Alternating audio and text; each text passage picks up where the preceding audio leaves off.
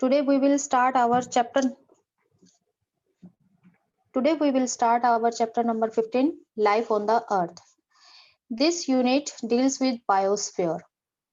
In this unit, we will learn about the importance of plants and other organisms, ecosystems, biogeochemical cycle, and ecological balance, that is biodiversity and conservation. We will complete this unit in 2 chapters.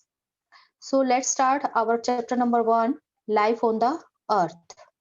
Students, there are 3 major realms over the surface of the earth. These are: first is lithosphere, second is atmosphere, and third is hydrosphere. So lithosphere consists of earth's crust and land, soil, that is all included in lithosphere. जो भी हमारे अर्थ है, land है, that is included lithosphere. In real term, lithosphere consists of crust and the upper mantle, while the atmosphere included the different elements of climate like temperature, rainfall, uh, precipitation, pressure, winds, all these are included in the atmosphere. And the hydrosphere comprises of all the liquid found on the surface of the earth in the form of oceans, lakes, ponds. All these are called hydrosphere. Now, as you know, in the earlier classes, we have 3 realms, but we have the another realms also, that is biosphere. Biosphere क्या है? Biosphere, where the living organisms of the earth interact with the environmental realms, means जहाँ पर living organisms included, चाहे वो plant है, चाहे वो animals हैं, ह्यूमन बींग्स हैं, माइक्रो ऑर्गेनिजम्स हैं, all kind of living organisms. जब ये लिविंग ऑर्गेनिजम्स अपने एनवायरमेंटल रियल्म्स, यानी कि 3 रियल्म्स जो हमने पढ़े, लिथोस्फीयर, एटमॉस्फेयर एंड हाइड्रोस्फीयर, इनके साथ इंटरेक्शन करते हैं, तो वहां पर क्या है, लिविंग ऑर्गेनिजम्स बनते हैं, जिसको हम क्या कहते हैं, बायोस्फीयर. यानी biosphere consist of all the living organisms of the earth, that includes all plants, animals, all the microorganisms, so that live on the planet earth, that are called biosphere. जैसे कि अब हम समझते हैं कि एक प्लांट है, अब वो प्लांट जो है हम किस कैटेगरी में आता है, लिविंग ऑर्गेनिजम्स में, लेकिन उसकी जो ग्रोथ है या प्लांट जो है वो कैसे बनता है, जब तक वो एक सीड लैंड के साथ यानी सोइल के साथ इंटरेक्ट नहीं करता, उसको ग्रो करने के लिए सनलाइट भी चाहिए, उसे ग्रो करने के लिए वाटर भी चाहिए. यानी sunlight is a part of atmosphere, water is the part of hydrosphere, and while the soil is a part of lithosphere. तो प्लांट जब बना सीड से, तो उसने किसके साथ इंटरेक्शन किया, तीनों स्फीयर्स के साथ इंटरेक्शन किया, लिथोस्फीयर, एटमॉस्फेयर एंड हाइड्रोस्फीयर. तब जाकर हमारा एक लिविंग ऑर्गेनिजम्स यानी प्लांट्स बने. तो इसी तरीके से जितने भी लिविंग ऑर्गेनिजम्स हैं, वो इन तीनों स्फीयर्स के साथ जो है इंटरेक्शन करते हैं, जिससे हमें अर्थ प्लेनेट पर क्या मिलता है, लाइफ मिलती है in the form of flora, fauna and human beings. Living organisms जो हैं वो हमें कहाँ से कहाँ तक मिलते हैं, that are found from the poles to the equator, from the bottom of the sea, and from freezing waters to dry valleys, under the sea to underground water. हर जगह पर अर्थ में हमें डिफरेंट फॉर्म में living organisms मिलते हैं. Equator से पॉलवर्ड्स जाते हैं तब भी हमें डिफरेंट टाइप के लिविंग ऑर्गेनिजम्स मिलते हैं. सी के अंदर जाएं तब भी, फ्रीजिंग एरिया में पोलर रीजन में चले जाएं तो वहां पर भी हमें डिफरेंट ऑर्गेनिजम्स मिलते हैं. ड्राई वैलीज जैसे कि कैमल्स वगैरह मिलते हैं. तो यहाँ पर हमें हर पार्ट में अर्थ के लिविंग ऑर्गेनिजम्स मिलते हैं, और इनकी जो है फाउंडेशन कैसे होती है, when they interact with their surrounding environment. So the interaction of the surrounding environments with the living organisms is necessary for their development. Now the biosphere and its components are very significant elements of the environment. So these elements interact with the other components of the natural landscape such as land, water and soil. अभी मैंने आपको plant का example दिया कि ये सारे जो है क्या करते हैं कि ये लैंड के साथ, वाटर के साथ और सोइल के साथ जो है इंटरेक्शन करते हैं और जिससे उनकी ग्रोथ होती है। अब इनके साथ-साथ ये जो एलिमेंट्स हैं, इनमें हम एटमॉस्फेरिक एलिमेंट्स को भी इंक्लूड करते हैं जैसे कि temperature, rainfall, moisture and sunlight. ये डिफरेंट एलिमेंट्स, एटमॉस्फेरिक एलिमेंट्स जो हैं, हमारे बायोस्फीयर को इफेक्ट करते हैं। कैसे? जैसे अब हम इक्वेटर पर जाते हैं, तो इक्वेटर पर टेम्परेचर जो है वो बहुत ही ज़्यादा हाई है। जैसे-जैसे हम इक्वेटर से पोलवर्ड्स जाएँगे, टेम्परेचर में डिफरेंस आना शुरू हो जाएगा। इसी तरीके से इक्वेटर पर जो वेजिटेशन मिलती है या जो प्लांट्स या एनिमल्स लाइफ मिलती है, that is quite different from the polar region. Similarly rainfall is also varies, moisture is also varies, sunlight जो है वो भी वेरी करता है। हमने अर्लियर चैप्टर्स में पढ़ा, जैसे-जैसे इक्वेटर से पोलवर्ड्स जाते हैं, these atmospheric elements varies from region to region, and according to these elements all the life over the surface of the earth is also different. So now come to the first term, that is ecology. What do you mean by ecology? Ecology means, first of all, हम word to word देखेंगे। Word ecology is derived from the Greek word oikos means house and second is logy means the science or the study of. Means कि जो earth पर जितनी भी हमारी houses, houses means जो living organisms के houses हैं जिनकी हम स्टडी करते हैं, तो उसे हम क्या कहेंगे, उस साइंस को इकोलॉजी, यानी the study of the house is known as ecology. And these household are of plants, human beings, animals and microorganisms. And this term is firstly adopted by the German geologist Ernest Haeckel in 1869। उन्होंने सबसे पहले इस word को, इस term को use किया। So the study of interaction between life forms whether that these are biotic and abiotic is the science of ecology.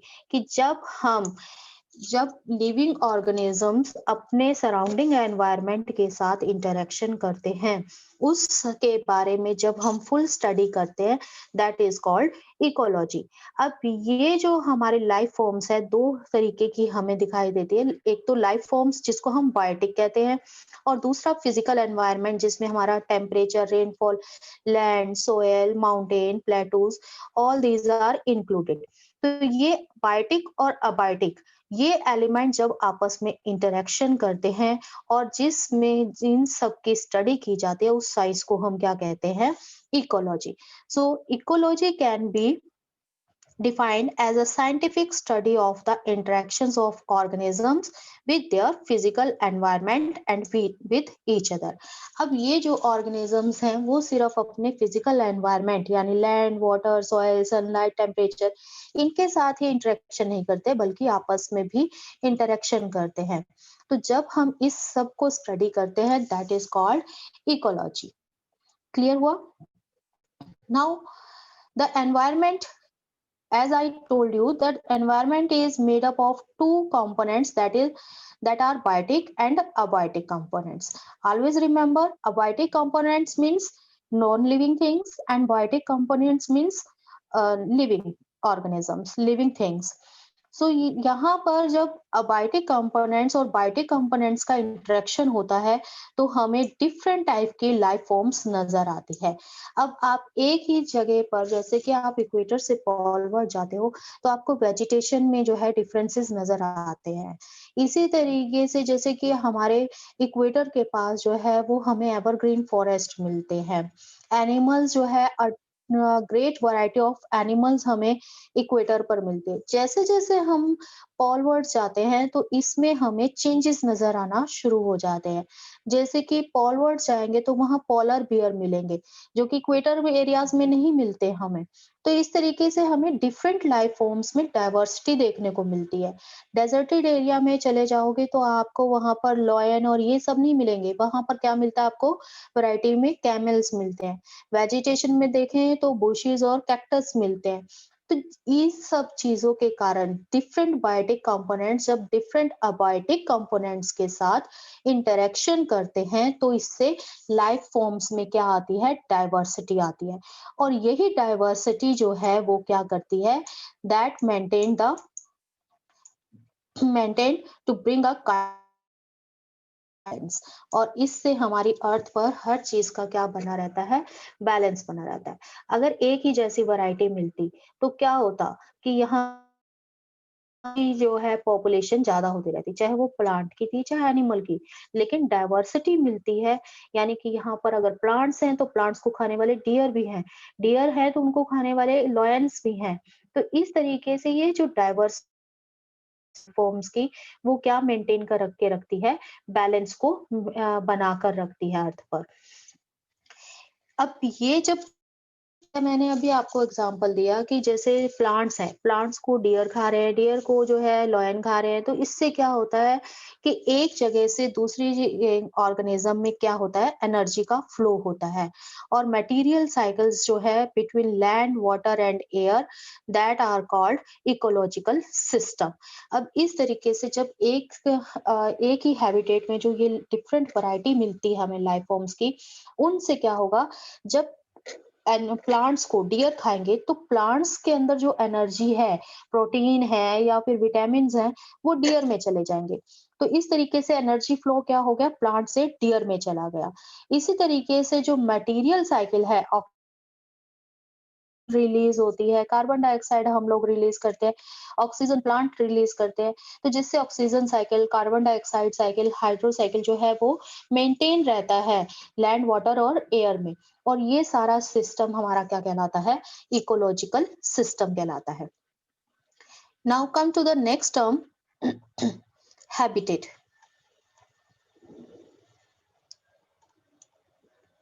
Habitat habitat क्या है, that is a totality of the physical and chemical factors that constitute the general environment. Habitat क्या है, एक ऐसा area जहां पर particular एक species या एक लाइफ फॉर्म जो है रहता है। जैसे आप अपने घर में, आपके घर का जो आपने जो एनवायरनमेंट है उसके अकॉर्डिंग आप वहां पर रह रहे हो। तो इसी तरीके से एक जैसा हमें जो जियोलॉजिकल एरिया, जहां पर हमें एक पर्टिकुलर टाइप की वैरायटी मिलती है, चाहे वो प्लांट की है, एनिमल की है या ह्यूमन बींग्स की है या माइक्रो ऑर्गेनिजम्स की, वो उस पर्टिकुलर स्पेशीज का क्या कहलाता है, हैबिटेट। जैसे लॉयन है वो कहाँ रहते हैं, जंगल में रहते हैं, ठीक है ना, डेंस फॉरेस्ट में हमें वो देखने को मिलते हैं। नियर मार्शी एरियाज जो है वो हमें बंगाल टाइगर जैसे हम कहते हैं कि वहां पर हमें कहाँ मिलते हैं, सुंदरबन डेल्टा में मिलते हैं। तो इस तरीके से उनका पर्टिकुलर जो वहाँ का एनवायरनमेंट है, चाहे वो फिजिकल फैक्टर्स है या केमिकल फैक्टर्स, वो उनके रहने के अनुकूल होता है। That is called habitat. So a system consisting of biotic and abiotic components is known as ecosystem. We already discussed. So all these components of ecosystem are interrelated and interact with each other. अभी जैसे मैंने आपको बताया कि एक जो है living organism वो दूसरे लिविंग ऑर्गेनिज्म के साथ भी इंटरेक्शन करता है। नो डाउट कि ये अपने फिजिकल एनवायरनमेंट के साथ तो इंटरेक्शन करते ही हैं, but there is also interaction between different living organisms. So these so different types of ecosystem exist varying ranges of environmental conditions where various plants and animal species have got adapted through evolution.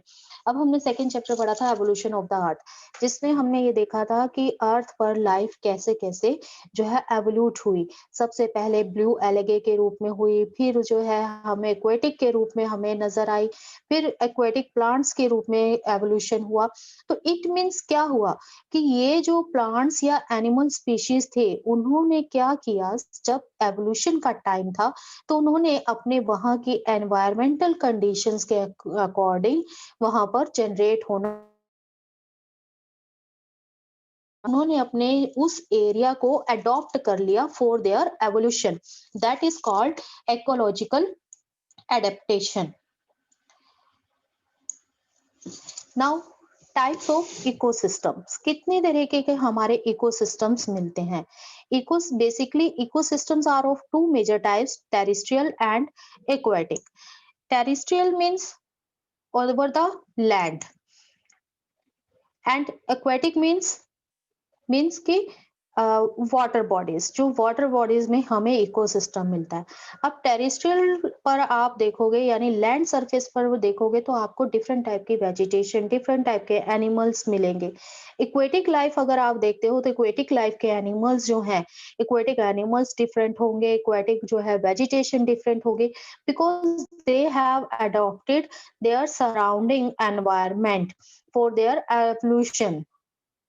So we have two major types of ecosystem, terrestrial and aquatic. Terrestrial ecosystem can be further classified into biomes.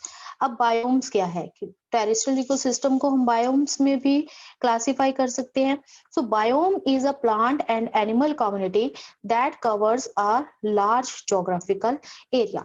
अब एक ऐसा geographical area, एक बहुत ही large geographical area जहां पर हमें almost similar conditions मिलती है, सिमिलर जो है वहां का फिजिकल एनवायरनमेंट मिलता है।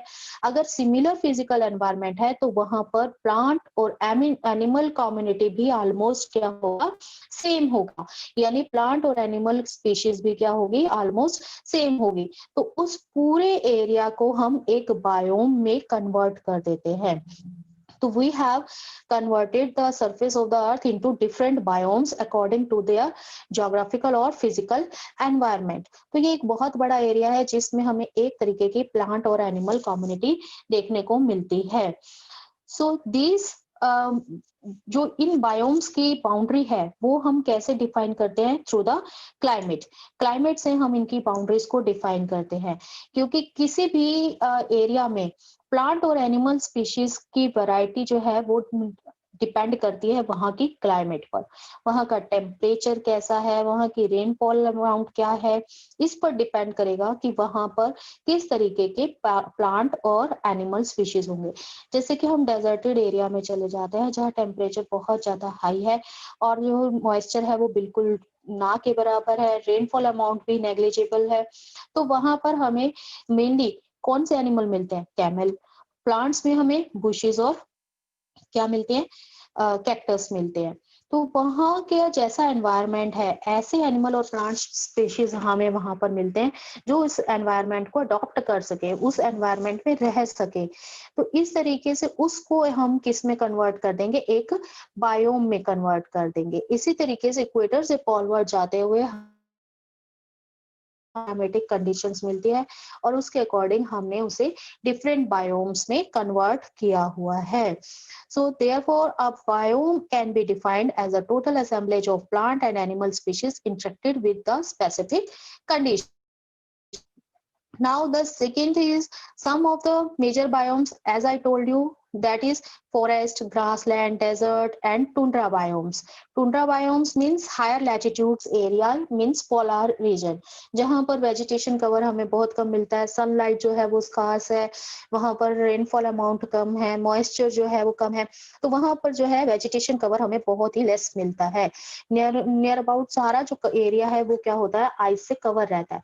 That is called tundra biomes. ऐसे ही फॉरेस्टेड एरिया, इक्वेटर के पास हमें ये चीजें हाई अमाउंट में मिलती है, चाहे वो टेम्परेचर है, ह्यूमिडिटी है या रेनफॉल है या सॉइल है, तो वहां पर हमें एवरग्रीन फॉरेस्ट मिलते हैं। जैसे जैसे हम ऊपर जाते हैं, हायर लैटिट्यूड्स में जाते हैं, वेजिटेशन कवर कम होता जाता है और वहां पर हमें ग्रास लैंड मिलता है। और अभी जैसे मैंने आपको एग्जांपल दिया हॉट और कम रेनफॉल एरियाज में हमें क्या मिलता है, डेजर्टेड मिलते हैं. So these are the major biomes of the world. Now come to the aquatic ecosystem. Aquatic ecosystem that can be classified as marine and freshwater. Marine means oceans, यानी जिसमें हम ओशन से रिलेटेड एक्वेटिक लाइफ को include करते हैं. So it includes the oceans, the estuary and the coral reefs. Coral reefs आपने पढ़ा होगा कि जो हमारे ओशंस होते हैं उसमें क्या होते हैं, एनिमल्स होते हैं. जब वो एनिमल्स मर जाते हैं तो उनके जो बोन्स होते हैं उनके कैल्शियम से जो है क्या बनते हैं, वहां पर रीफ्स बन जाते हैं जिसको कोरल रीफ्स कहते हैं. तो इसमें हम इन सभी को इंक्लूड करते हैं, oceans, estuaries and coral reefs. And the freshwater ecosystem includes lakes, ponds, streams, marshes and bogs.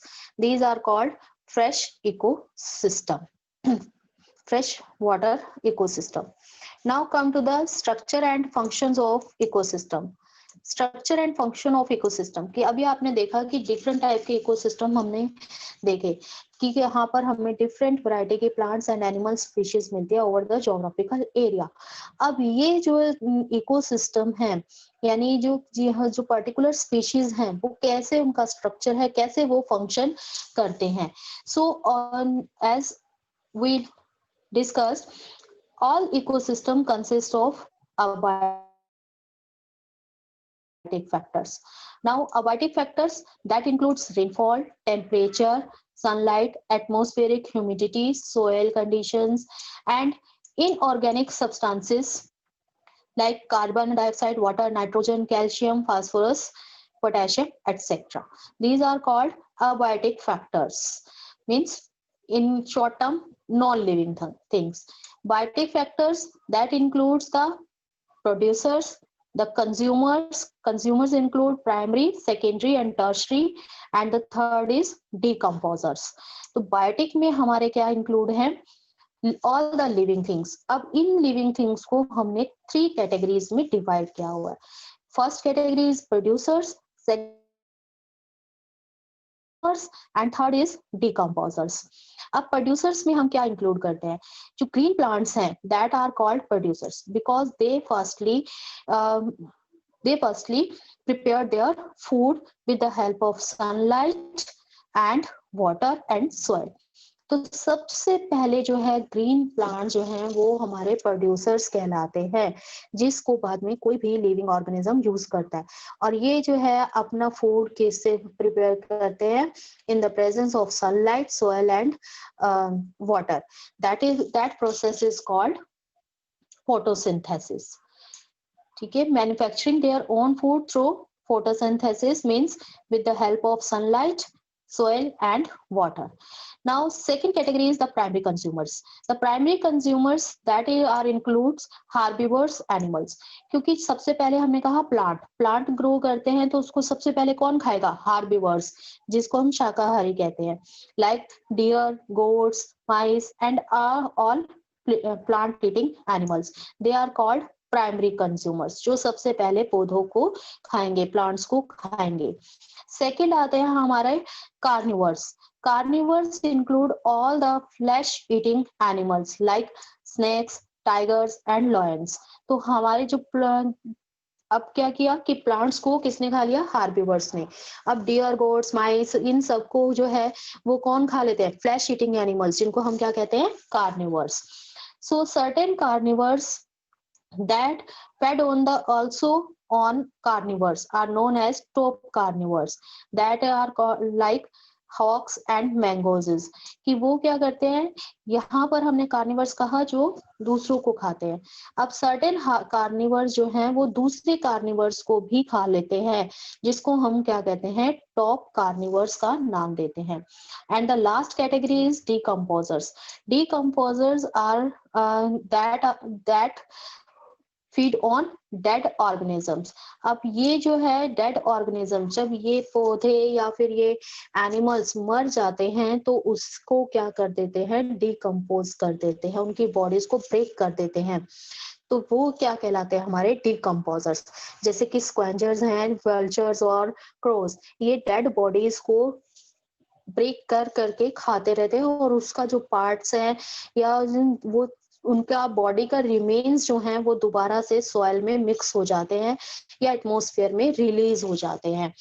तो these decomposing agents also included like bacteria and various microorganisms, जो दोबारा से जो प्लांट्स जहां से जनरेट हुए वहीं पर कार्निवर्स, हार्बिवर्स और प्लांट्स को फिर से मिक्स करने का काम करते हैं। So these are the categories of biotic factors that are called producers, consumers and decomposers. Got it? Okay, now we will discuss the next food chain in our next lecture. Have a nice day.